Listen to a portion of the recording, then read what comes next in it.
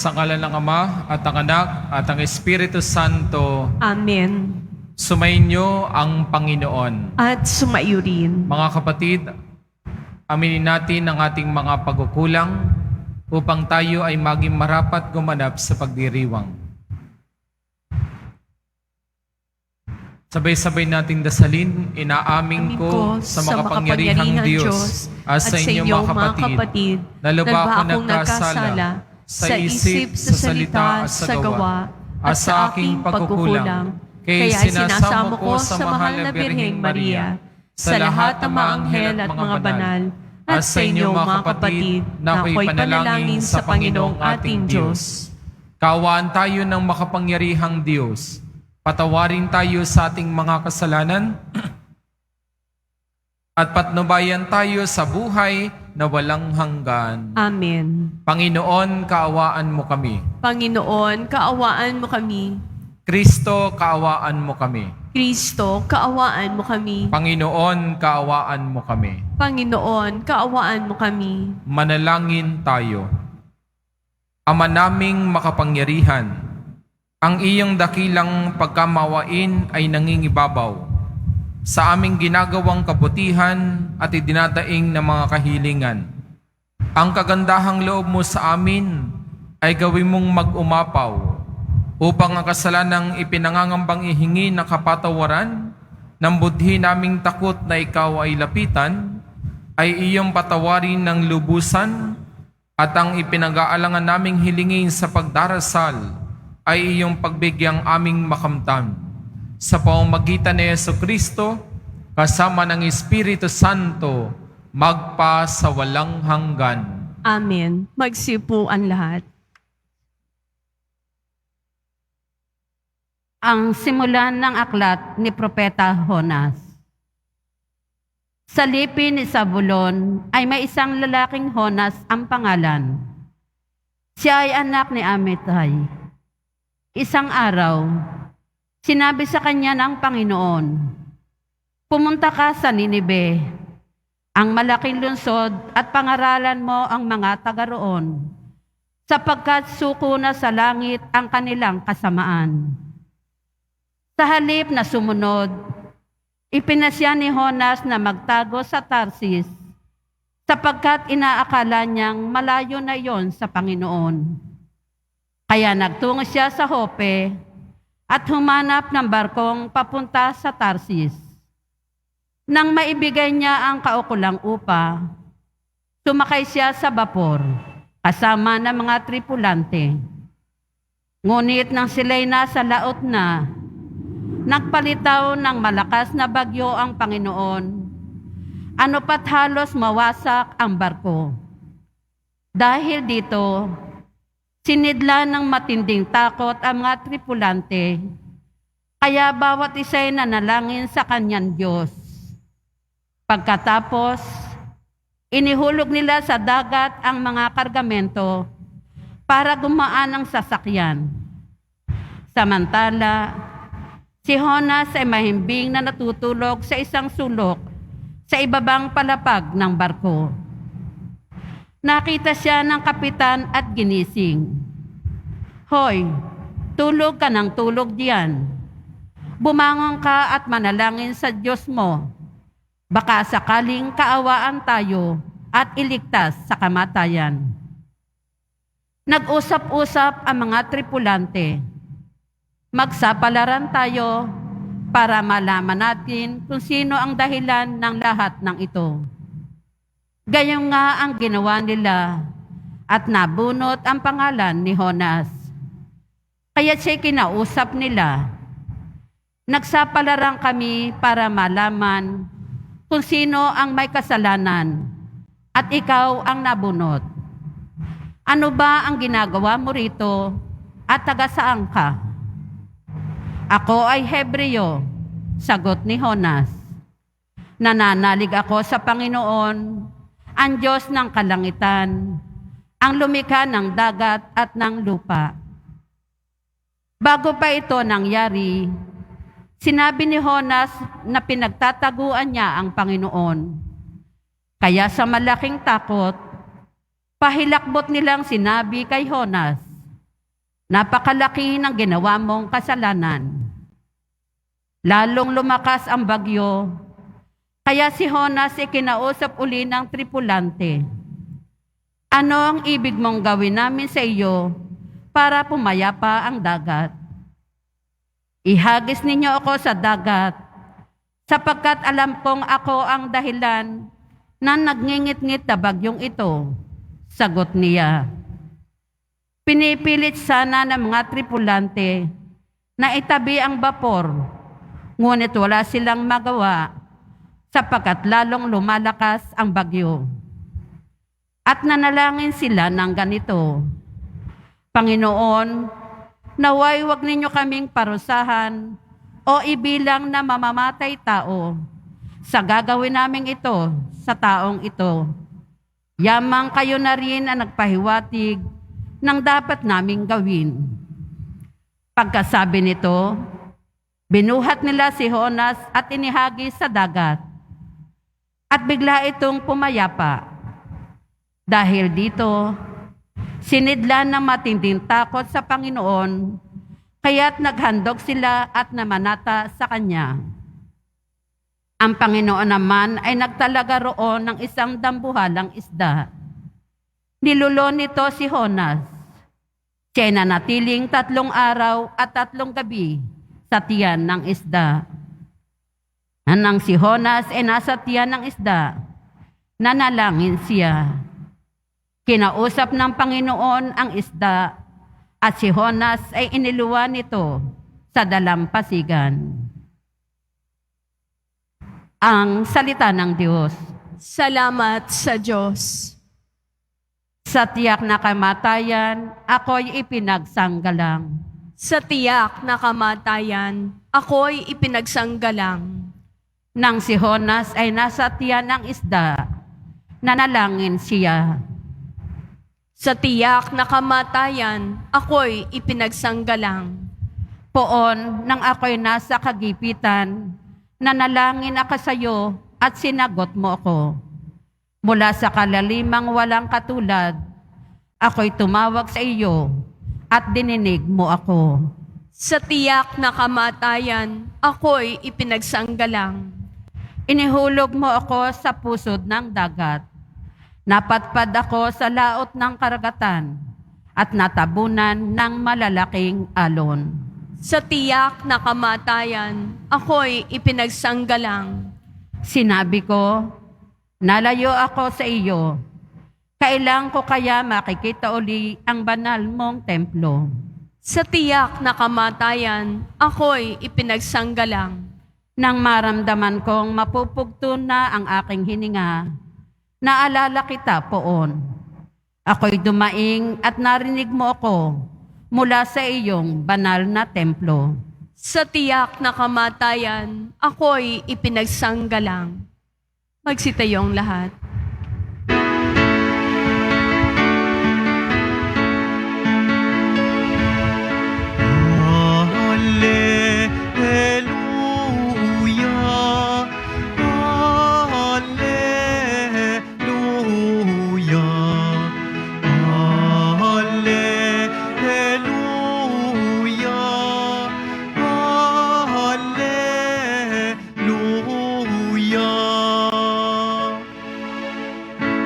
Bagong utos, Adi Kristo,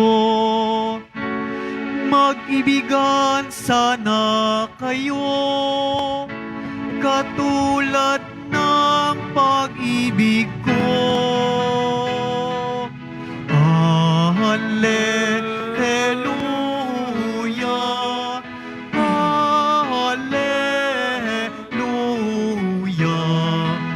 Hallelujah, Hallelujah.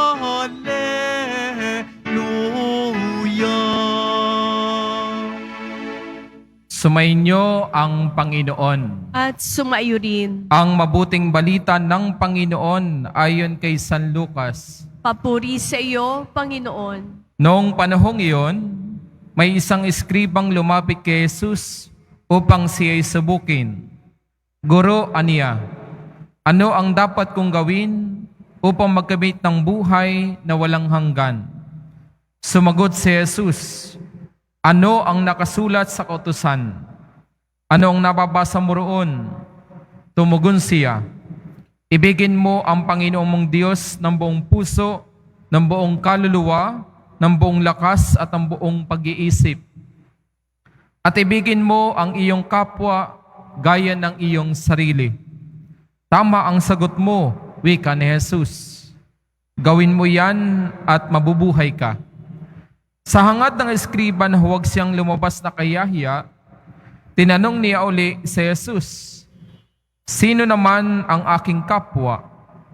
Sumagot si Jesus, may isang taong naglalakbay buhat sa Jerusalem patungong Jericho. Hinarang siya ng mga tulisan, kinuha pati damit sa katawan, binugbog at halos patay na ng iwan. Nagkataon dumaan doon ng isang saserdote at pagkakita sa taong nakahandusay, siya'y lumihis at nagpatuloy ng kanyang lakad. Dumaan din ang isang Libita, ngunit tinignan lamang niya ito at nagpatuloy ng kanyang lakad. Ngunit may isang Samaritanong naglalakbay na naparaan doon. Nakita niya ang hinarang at siya'y nahabag. Lumapit siya, binuhusan ng langis at alak at mga sugat nito at tinalian. Saka isinakay ang tao sa kanyang sinasakyang hayop. Dinala sa bahay panuluyan at inalagaan doon. Kinabukasan, dumukot siya ng 2 denaryo. Ibinigay sa may-ari ng bahay panuluyan at sinabi, alagaan mo siya at kung magkano man ang kakulangan niyan, babayaran ko sa aking pagbabalik. Sino ngayon sa palagay mo ang nagpakita ng kanyang pakipagkapwa sa taong hinarang na mga tulisan? Tanong ni Jesus. Ang nagpakita ng habag sa kanya, tugon ng eskriba. Sinabi sa kanya ni Jesus, humayok at gawin din ang mga iyon. Mga minamahal kong mga kaibigan, ang mabuting balita ng ating kaligtasan. Pinupuri ka namin, Panginoong Hesukristo. Magsiupon lahat. Magandang hapon po sa inyong lahat. Tayo muli nagtitipon upang papurihan at pasalamatan ang Pong Jesus Nazareno sa lahat ng mga biyaya, pagpapagaling na ibinibigay niya sa bawat isa sa atin. Napakaganda ho ng ating ebanghelyo ngayon sapagkat ito ay tungkol sa alam na nating kwento, ang mabuting Samaritano. Opo? Pero ilalapat natin sa ating buhay upang sa gayon tayo magkaroon ng kaligtasan.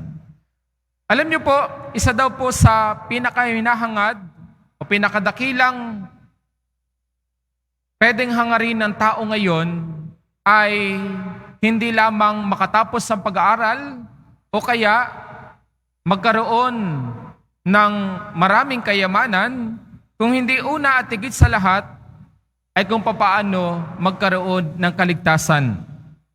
Sapagkat baliwala po ang lahat na mayroon tayo, ang mga pagsusumikap natin, kung hindi naman tayo makararating sa kalangitan, kung hindi naman tayo magkakaroon ng kaligtasan.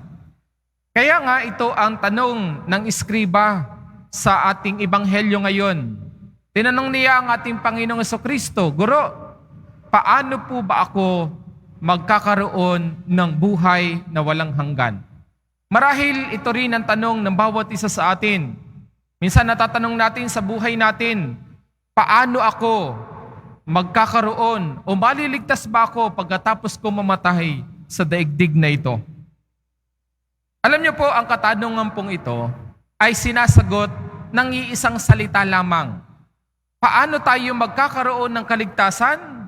Sa pamamagitan ng pagmamahal. At ito ang malinaw na sinagot ng ating Panginoong Jesucristo, na ikaw ay magkakaroon ng kaligtasan, pwede kang maligtas kung ikaw ay mayroong pagmamahal. Pagmamahal sa Diyos at pagmamahal sa kapwa. Ang pinaka-common sa kanila ay ang salitang pagmamahal. Ngayon ay ang tanong, paano naman tayo o paano natin mailalapat, maisasabuhay ang pagmamahal natin sa Diyos at sa ating kapwa? Ito sinasagot tayo ng kwento ng The Good Samaritan, ng mabuting Samaritano. Sabi rito, maging mahabagin, hindi lamang maawain. Gusto natin magkaroon ng buhay na walang hanggan, maging mahabagin, hindi lamang maawain. Ang pagiging mahabagin ay kakaiba sa pagiging maawain, sapagkat ang maawain ay nasa level lamang ng pakiramdam.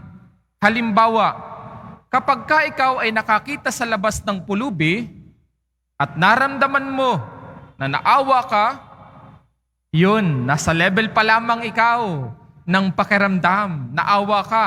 O kaya, nakakaawa siya sapagkat iniwan siya ng kanyang asawa. At pwede ka pa nga mapaiyak sapagkat naaawa ka sa kanyang kalalagayan. Ang habag po ay tumutukoy sa ginawa nating aksyon sa awang ating nararamdaman sa ating kapwa. Ito ay pakikisa natin sa kanyang nararamdaman at tinutulungan natin siya upang makaahon sa kanyang kahirapan. Ibig sabihin, mas malalim na level na at ito ay may kasamang pagmamahal ang habag. Katulad po ng ginawa ng mabuting Samaritano. Hindi lamang siya tumingin, hindi lamang niya nilampasan ang lalaking binugbog na katulad ng ginawa ng saserdote at Levita, kung hindi isinakay niya sa kanyang sinasakyang hayop at dinala sa pagamutan at binayaran pa ang nanggagamot. Ito ay palatandaan ng kanyang habag na mayroong pagmamahal. Ang habag po ay aksyon ng pusong nagmamahal. Ang tunay na pagbibigay ay nanggagaling hindi sa kamay, kung hindi sa puso. Hindi ang laki ng halaga, kundi ang laki ng puso ang sukatan ng tunay na pagbibigay.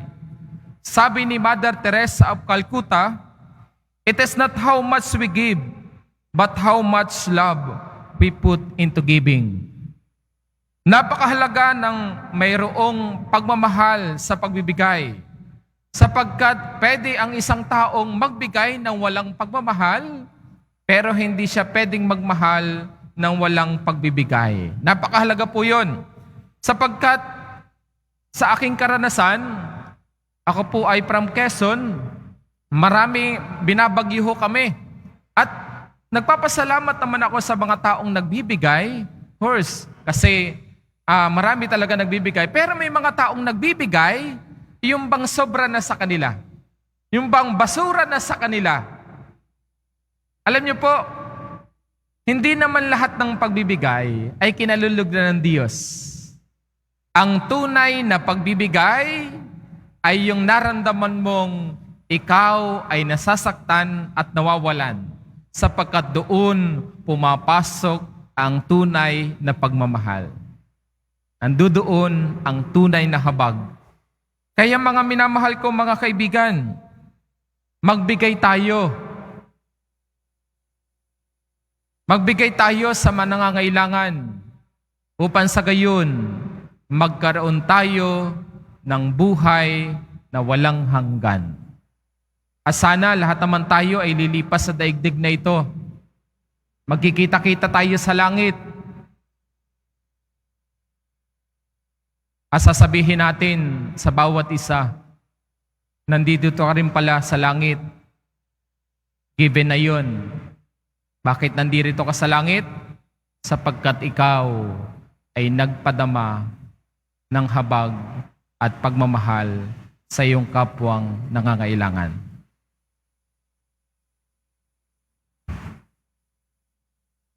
Magsitayo po ang lahat.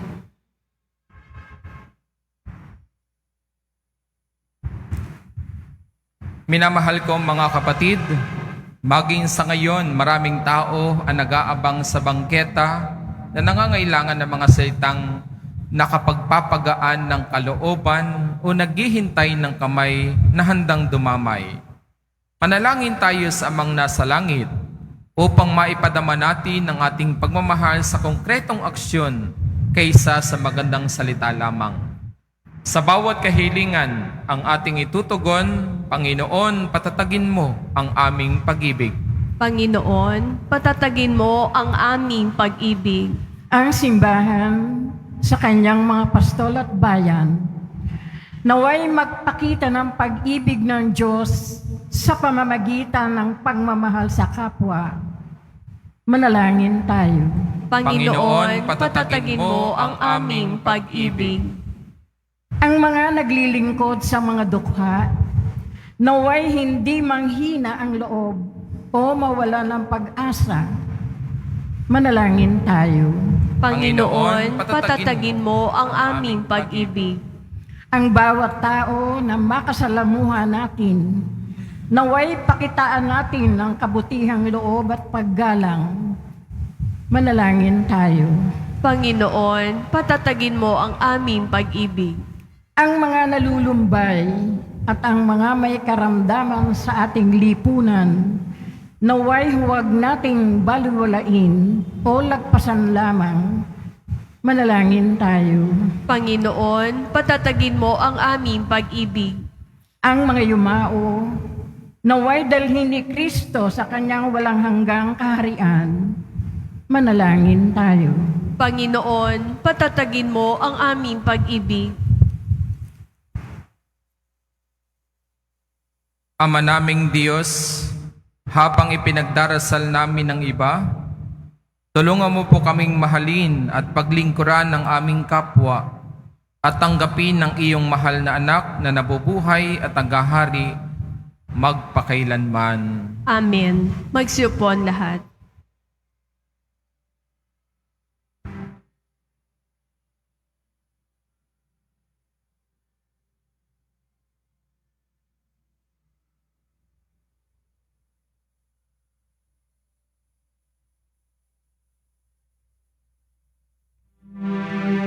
Ay handog sa'yo, Ama.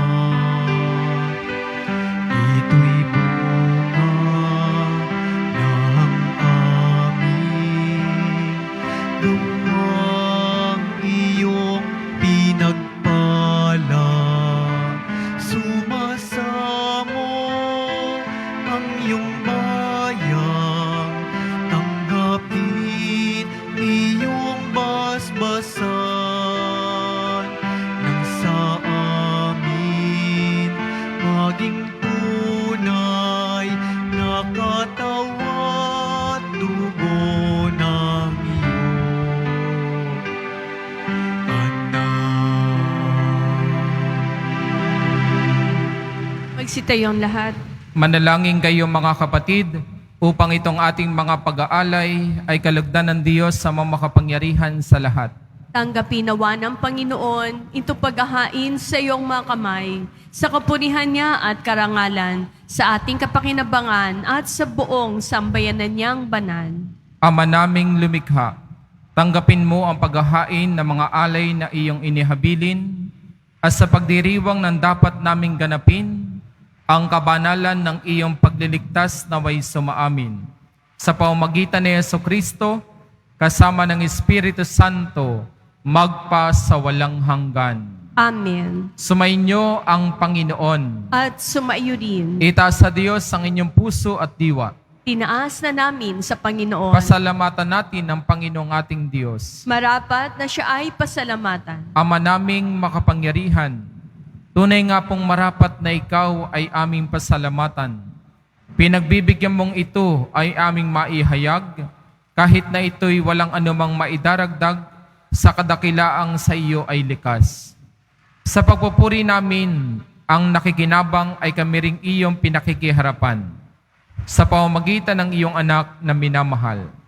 Kaya kaisa na maanghel na nagsisiawit ng papuri sa iyo nang walang humpay sa kalangitan, kami nagbubunyi sa iyong kadakilaan. Santo, Santo, Santong Panginoon Diyos ng mga hukbo, napupuno ang langit at lupa ng kadakilaan mo, o sana sa kaitaasan, pinagpalang na paririto sa ngalan ng Panginoon, o sana sa kaitaasan. Magsilud po ang lahat. Ama naming banal, ikaw ang bukalan tanang kabanalan, kaya sa pamamagitan ng iyong Espiritu, gawin mong banal ang mga kaloob na ito upang para sa amin maging katawan at dugo ng aming Panginoong Heso Kristo. Bago niya pinagtiis ang kusang loob na maging handog, hinawakan niya ang tinapay, pinasalamatan kanya, pinaghati-hati niya iyon, inabot sa kanya mga alagad at sinabi, tanggapin niyo lahat ito at kanin. Ito ang aking katawan na ihahandog para sa inyo.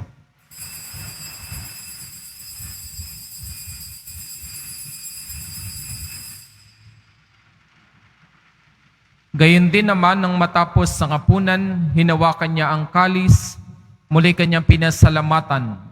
Inabot niya ang kalis sa kanyang mga alagad at sinabi, tanggapin niyo lahat ito at inumin. Ito ang kalis ng aking dugo, ng bago at walang hanggang tipan. Ang aking dugo na ibubuhos para sa inyo at para sa lahat, sa ipagpapatawad ng mga kasalanan. Gawin niyo ito sa pag-alaala sa akin.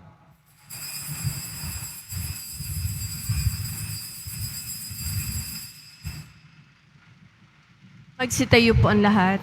Ipagbunyi natin ang misteryo ng ating pananampalataya. Si Kristo'y namatay, si Kristo'y nabuhay, si Kristo'y babalik sa wakas ng panahon. Ama, ginagawa po namin ngayon ang pag-alaala sa pagamatay at muling pagkabuhay ng iyong anak. Kaya tinialay namin sa iyo ang tinapay na nagbibigay buhay at ang kalis na nagkakaloob ng kaligtasan. Kami nagpapasalamat dahil kami minarapat na tumayo sa harap mo para maglingkod sa iyo. Isinasamo namin kami magsalo-salo sa katawan at dugo ni Kristo ay mabuklod sa pagkakaisa sa pamamagitan ng Espiritu Santo. Ama, lingapin mo po ang iyong simbahang laganap sa buong daigdig. Puspusin mo kami sa pag-ibig. Kaysa ni Francisco na aming Santo Papa, at ni Jose na aming obispo at ang tanang kaparian. Alalahanin mo rin po ang mga kapatid naming nahimlay na may pag-asang sila'y muling mabubuhay, gayon din ang lahat ng mga pumanaw. Kaawaan mo at patuloyin sila sa iyong kaliwanagan. Kaawaan mo at pagindapating kaming lahat na makasalo sa iyong buhay na walang wakas. Kaysa na mahal na Birheng Maria na ng Diyos, ni San Jose na kanyang esposo, kaysa ng mga apostol ni San Juan Bautista, at lahat ng mga banal na namuhay dito sa daigdig ng kalugod-lugod sa iyo. May pagdiwang nawa namin ang pagpupuri sa kararangal mo sa pamamagitan ng iyong anak na aming Panginoong Heso Kristo. Sa pamamagitan ni Kristo kasama niya sa Kanya, ang lahat ng parangal at papuri ay sa iyo, Diyos sa makapangyarihan, kasama ng Espiritu Santo, magpa sa walang hanggan. Amen. Sa tagubilin na manakagagaling na utos at turo ni Jesus na Panginoon natin at Diyos, ipahayag natin ngayon ng lakas loob. Ama namin, sumasalangit ka, sambahin ang ngalan mo, mapasa amin ang kaharian mo, sundin ang loob mo dito sa lupa para nang sa langit. Bigyan mo kami ngayon ng aming kakanin sa araw-araw at patawarin mo kami sa aming mga sala para nang pagpapatawad namin sa nagkakasala sa amin. At huwag mo kaming ipahintulot sa tukso at iadya mo kami sa lahat ng masama. Hinihiling namin kami adya sa lahat ng masama. Pagkalooban ng kapayapaan araw-araw, iligtas sa kasalanan at ilayo sa lahat ng kapahamakan. Samantalang aming pinananabikan ng dakilang araw ng pagpapahayag ng tagapagligtas naming sa Yesu Kristo. Sapagkat iyo ang kaharian, ang kapangyarihan at ang kapurihan, magpakailanman. Amen. Panginoong Yesu Kristo, sinabi mo sa iyong mga apostol, kapayapaan ang iniiwan ko sa inyo. Ang aking kapayapaan ang ibinibigay ko sa inyo.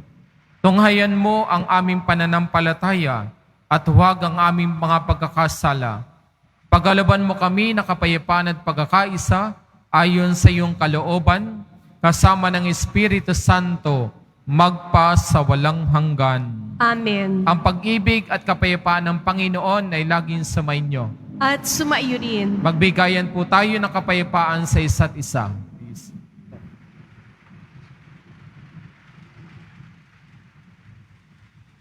Kordero ng Diyos na nag-aalis sa mga kasalanan ng sanlibutan, maawa ka sa amin. Kordero ng Diyos na nag-aalis ng mga kasalanan ng sanlibutan, maawa ka sa amin. Kordero ng Diyos na nag-aalis ng mga kasalanan ng sanlibutan, ipagkaloob mo sa amin ang kapayapaan. Magsilod ang lahat. Mga minamahal kong mga kaibigan, ito ang ating Panginoong Jesucristo, ang Kordero ng Diyos na nag-aalis sa mga kasalanan ng sanlibutan. Mapapalad po tayong naiyahan upang makisalo sa kanyang piging. Panginoon, hindi ako karapat-dapat na magpatuloy sa iyo, ngunit sa isang salita mo lamang ay gagaling na ako.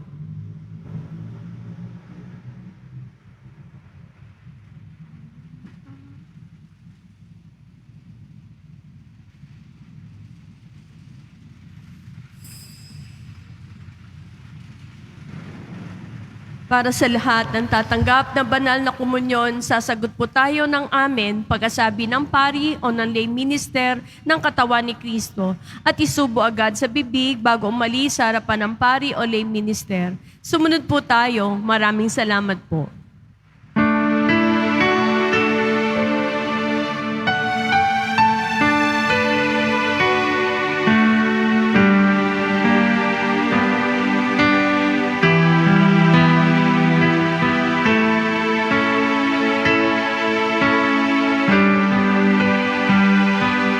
Sa Diyos lamang mapapanatag ang aking kaluluwa. Sa Kanya nagmumula ang aking pag-asa at kaligtasan.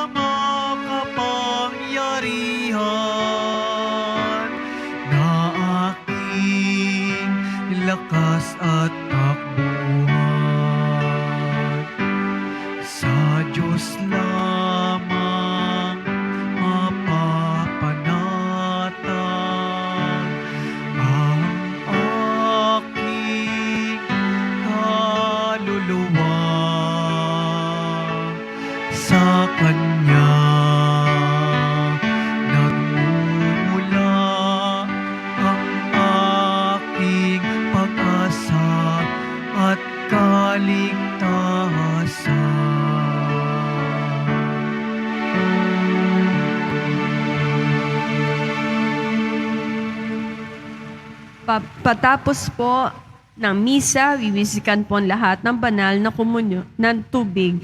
Pinakikiusapan na lahat na manatili lamang muna sa inyong mga lugar. Tanging sa Quezon Boulevard o sa Plaza San Juan lamang ang labasan ng lahat. Sumunod po tayo. Maraming salamat po sa inyong pagdalaw at pagsisimba sa Basilica Menor at Pambansang Dambana ni Jesus Nazareno. Available na po ang ating mga All Souls envelope. Sa mga nagnanais, maaari kayong kumuha na malapit sa mga pintuan ng ating simbahan o sa information card. Isulat lamang po ang mga pangalan ng mga kamag-anak, kaibigan at mga kakilalang na mayapa o sumakabilang buhay na. At sa buong buwan ng Nobyembre, ito po ay ating isasama sa lahat ng mga misa na nagaganap sa ating simbahan. Magsitayo po ang lahat. Manalangin tayo. Ama naming mapagmahal, ipagkaloob mong sa pagsasalo namin sa pagkait inuming banal, kami ay maging katawan ni Kristo na aming pinapakinabangan sa pamamagitan niya kasama ng Espiritu Santo magpa sa walang hanggan. Amen. Sumainyo ang Panginoon. At sumayo rin. Mahal na pong Jesus Nazareno, inihayag mo sa pamamagitan ng krus ang walang maliw na pag-ibig ng Diyos sa sangkatauhan. Pakinggan mo ang kahilingan ng iyong angkan na nagsusumamo sa iyo. Makanta nawa nila ang iyong katugunan at tanggapin ang kasagutan na may utang na loob na tinatanaw. Basbasan din po ninyo ang mga dala-dala nilang mga imahen at mga dasalan. Sa pamamagitan ng bendisyon na ito, naway maalala nila ang mga pangako nila noon sa binyag, na ikaw ang kanilang iibigin at paglilingkuran bilang Panginoon, magpa sa walang hanggan. Amen. At pagpalain po kayo kasama ng inyong mga mahal sa buhay at ng inyong mga paghahanap buhay ng ating mapagmahal, mapagkalingan Diyos, Ama, Anak at Espiritu Santo. Amen. Tapos na po ang ating banal na pagdiriwang. Humayo tayong mapayapa. Salamat sa Diyos.